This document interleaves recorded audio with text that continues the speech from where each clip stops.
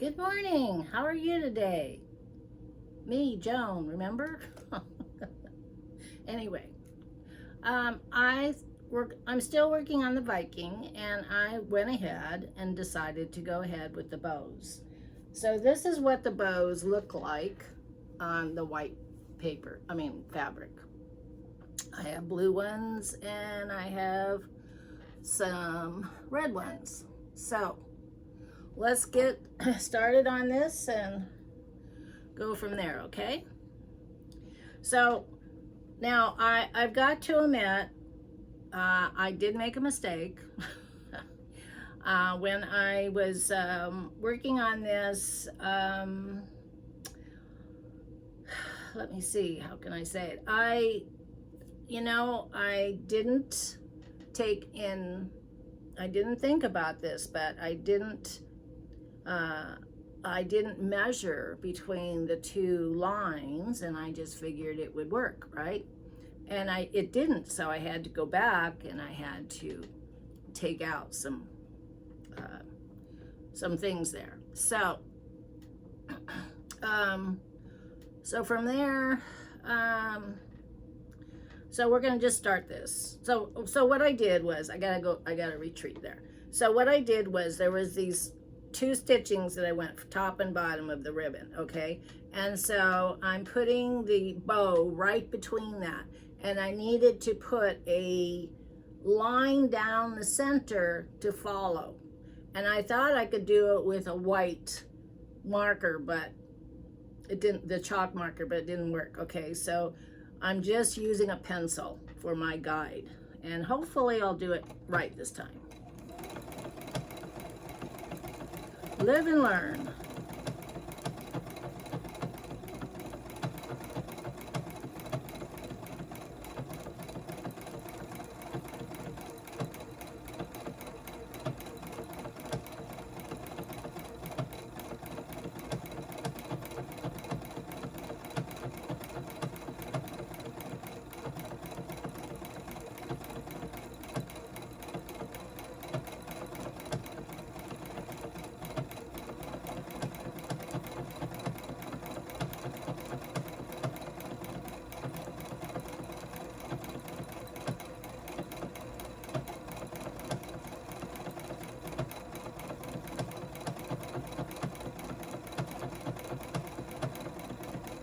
So it does take a little bit of time. It's kind of hard to figure out how fast you want it to go, by putting your foot on the pedal.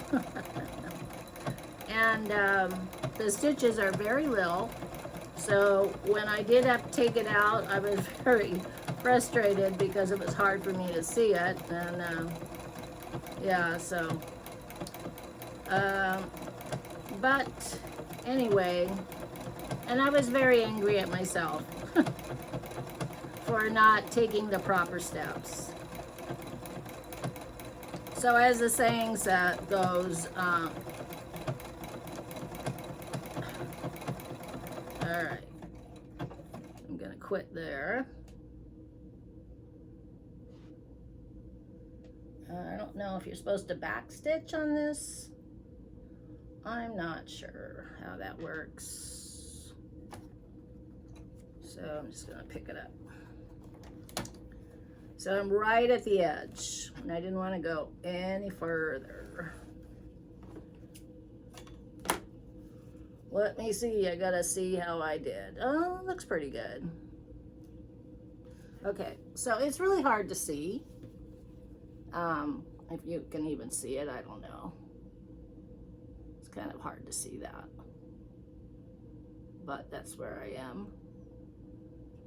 Okay, but it came out cute. It's not perfect. It's not perfect at all, so, but anyway, I hope she'll like it anyway. I'm not taking it out, because there's no way I could ever take it out. But I think what I will do to protect it, maybe, I'm not sure, but I was thinking maybe putting some iron-on seam binding or something on the back, just to kind of protect this. I don't know if it's necessary. But anyway, it is bows. It came out fine, even though I made a mistake. What the old saying is, you make a mistake, you kiss a snake. Anyway, but I don't kiss snakes. I think my son, when he was a little boy, Mark, when we lived in Oregon, we lived on, you know, some land, not a whole lot of land, but maybe an acre, I guess. And behind in our backyard, we had this irrigation ditch that ran across. It divided the 2 yards. And when I said snake, it reminded me. And we would have these little gardener snakes running around. And so, and this gardener snake maybe was about that long. And, you know, he was very little, very little. But I think Mark is either he was going to kiss the snake or something, but it bit him on the end of his nose. And I just remember that. I was like, of course, he was probably screaming. But anyway. We, with him, I mean, you know, those things don't really bother me. I know some people are fearful of snakes. I mean, I always allowed him and even my grandson, when we raised him, to have, you know, snakes or rats or whatever. Because to me, it was all about teaching them to take good care of that animal, right? The responsibility. And we would always go camping and come back with something, and he would have tanks for it and whatever, and then he would keep it for a while, and then he would release it. So, but one time we went to the pet store because he got this ingenious idea. I don't remember how old he was, but I don't know, maybe he was 10 or 11, maybe 12. And so he wanted to raise some money, and he thought, ooh, what if I were to get a male and a female rat? And I don't know where he saw this, right? Who knows? And we're going, no, you don't want that, because they breed, and before you know it, you'll have rats everywhere. Well, I will just sell them back to the pet store. I mean, who wouldn't want to buy these baby rats, right? Well, lo and behold, they don't buy baby rats back from you. And before he knew it, he had a lot of baby rats. And you know, those things are not the cleanest, and you really have to take care of those things because it reeks, you know. I mean, I remember going through this with my grandson Trey because we raised him. I don't have a problem with it, but they have to take the responsibility of taking care of it. So, okay, so we finished this dress, and I think it came out adorable. And so I did find some fabric. Still kind of thinking about how I'm going to go with the Olympic, well, the flag and the circles. I've thought of many different ways of doing it. But I did come across some fabric right here. So I was kind of thinking maybe I could use this. So what this is, stretchy, of course, because it's kind of like a fleece. But it's, you know, like somebody might have cut this off from, well, I guess some fabric, right? Who knows? I don't know. I don't even know where I got it. Probably one of the sample things that I got. Sometimes I would get, you know, sample fleeces and whatever. So anyway, or leftover, or whatever it is. So I was thinking maybe, because I was thinking that would be cool to make like a sweatshirt. And I do have a pattern in it for American Girl doll. Make a pattern of a sweatshirt out of this. And then, but I don't think, I mean, it's really soft on this side, and the inside is, you know, flat, you know, like a regular t-shirt would be, polyester thing. So I don't know how about, I've been thinking round and round. I was thinking, well, I could do it with paints, because I do have paints. I do have paint pens. I could make maybe a flag with paint pens and then the circles. I was thinking of that. I've been thinking a lot of things. I was even thinking of taking a picture of a flag and the circles, and then making a copy of it, but it would have to be really small. I mean, really small, like maybe an inch. It would have to be at least an inch by inch, 1 inch by 1 inch, maybe. So I think, thought of that. I'm just kind of racking my brain how I would go about doing it. So, but I really want to do it. Or I could just put USA, and I could put it on with maybe some beads. Oh, man. Lettering. I don't think I have any lettering that small. I don't think. I'll have to look. But anyway, just thinking about those things, how I would go about doing it. And then finding the pattern. Let me see. Let me move this Charlie out of the way. This is the front of the machine that I got for 125 bucks. Pretty cool, huh? Well, it's just really, you got all these stitches here. And so you program it, and then, you program it. Turn it on here. So this is like basic, and so you would put in like,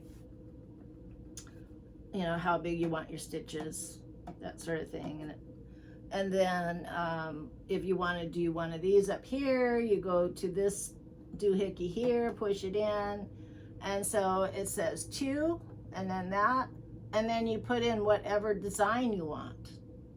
And then you would say, okay, we want diamonds, so that would be 12. So you just go down here and find 12 right there, and you got it. So it's really easy to figure out. So I like that. And I don't know about this part. I might not be able to do this part yet. This might be like, I know that this is missing something. There's a piece that fits on here. I think it's like an embroidery table. And so that's maybe what this is here. I'm not sure, but I don't need it all. I don't need all that stuff. I wouldn't know what to do with all that stuff. I mean, I have enough here, and then I have all those up there. So for $125 and it works, great. That's what I say, great. I mean, I would like to find the table for that, but I don't, I don't know. And this machine is probably 10 years old, maybe 10.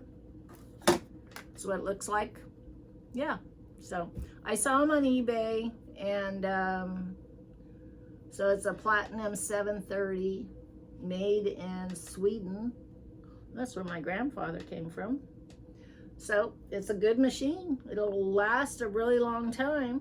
So I'm really thrilled with it. And the fact is, I can do little hearts with it, and you still can sew with it too. It can be, you can just sew a regular stitch with it. So, and then I could make little bows all the way across. So, all good. All right, so let's move over, because I have another project I'm working on. I will move this back. Ugh. The thing is, they are heavy though. So I am going to move you over to my other sewing machine. So let me turn the camera like so. Like that, yes. And I don't know if you can see it. It's a surprise. Let me see, how does it look?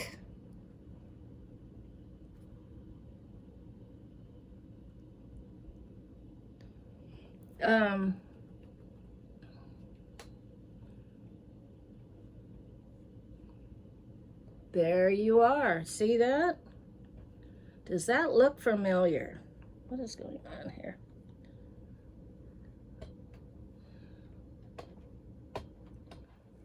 Okay.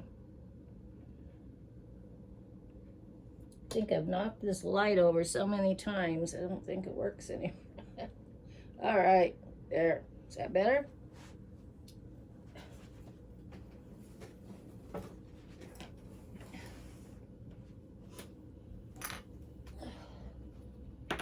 Okay, looking good, looking good. Well, many videos back,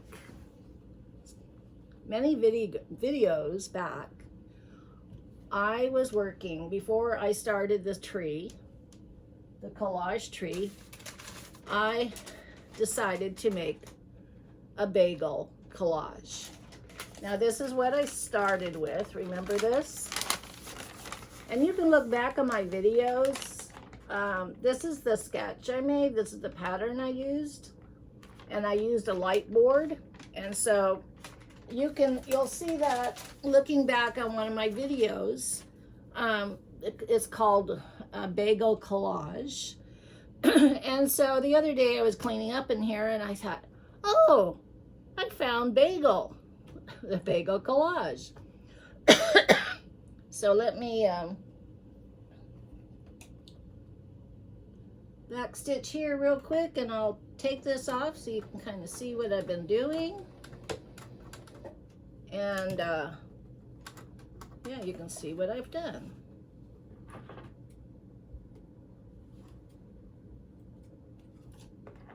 Like so. So what I did, in order to get it on the fabric, and I hope it's straight, because I really didn't, look, it does look like her. You know, it does look like her. I'm impressed. So what I did was, when I made the pattern and I put all the fabric on this butcher paper, I laid the fabric out on it. And like I said, it'll be in the video and it shows. And so the other day when I was looking at it, I thought, okay, now what do I do? And so I have watched the shows on the on YouTube. There's two collage artists that I watch, and they were saying that once you get it to this point and you get it done on here, it gets to this point, then all you do is you peel it off. So I said, okay. So I peeled it off slowly because there's many, many layers of fabric on this. And then I thought, well, okay, what am I going to put it on? So I found this blue fabric. And since she's got blue in her for shading, I just went ahead and put it on this fabric. And I put this, I put some batting behind it, very thin layer of batting. So what I'm doing now is I am sewing on top of it. I am quilting it, and I'm quilting it to make it look like it's her fur, and the outline of her face and stuff. And I could use this as a pattern, and I can look at it as I go. And so yeah, so I thought, I'm gonna start that. I'm gonna finish it. So my husband's gonna look for a frame. We figure we'll put in a glass frame so that way it'll stay nice and it won't, you know, I don't know. It's either a glass frame or put it in a quilt. But anyway, I just love it. Isn't that cute? I just love that. From far away, it really looks like her. And for the eyes, because I've never done this before, I know you're not supposed to do this. I had some cats, like cat fabric, and so there was eyes there. So I thought, oh, look at those eyes. I mean, that's the way Bagel's eyes were. They were brown, and you could see the whites around her eyes and stuff. Most, a lot of labs, they have black eyes, but hers were brown. So I said, perfect. And then she also had a lot of pink under her eyes, and her nose was kind of pinkish.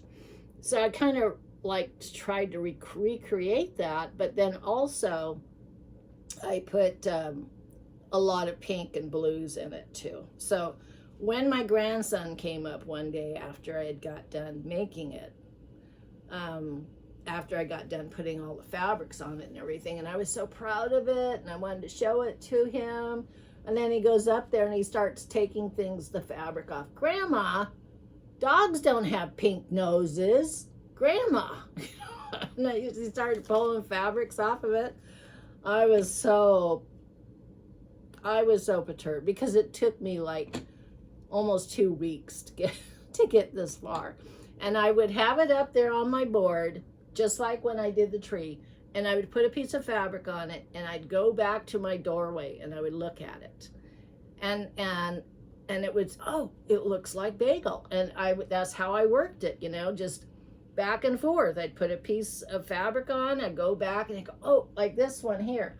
Oh, well, you can't see it very well, but oh, it looks like a trunk, and that's how I did it, because close up, it doesn't look like Bagel, or it didn't look like Bagel at the time.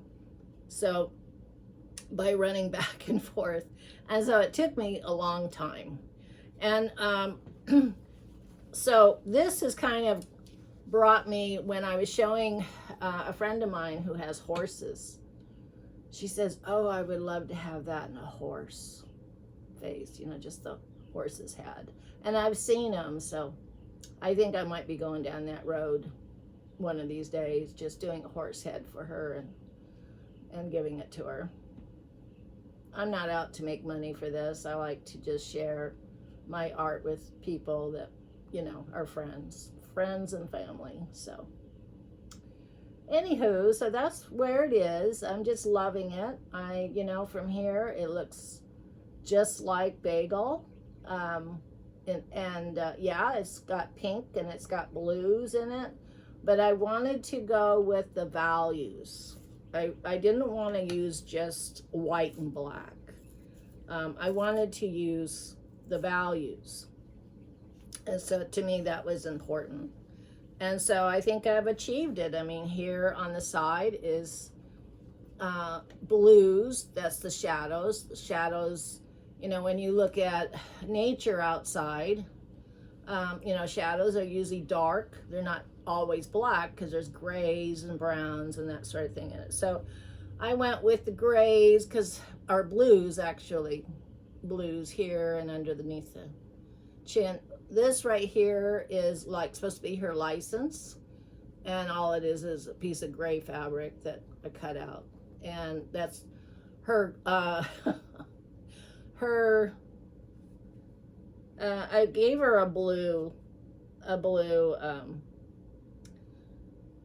collar. At one time she had a blue collar. I think always she's had, it's funny, because when I was working on the Bagel quilt over there, I first started off with pink, and then I thought, no, it was not pink. It was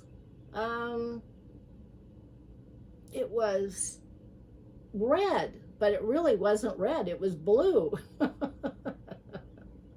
But I had already put it in red, and I said, I'm just going to keep it red. But it actually was blue. And even though she was a female, everybody thought she was a male dog until they got to looking real close.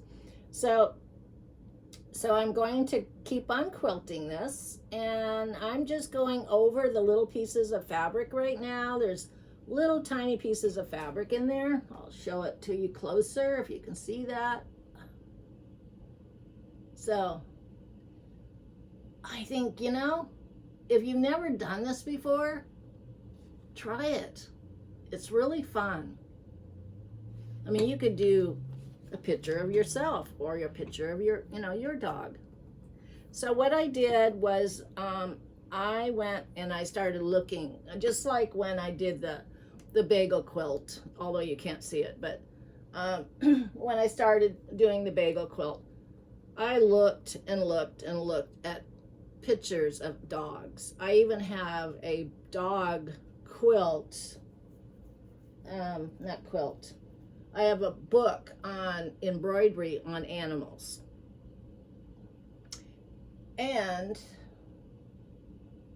I do have my first embroidery I did. If you can wait a second, let me get the book. I'll show you Gizmo. Let's see. Gizmo. It's right here. Gizmo is in here, I believe. Yep. So when I first started working on Maddie's quilt, let's see if Gizmo's in here. Yep, there he is.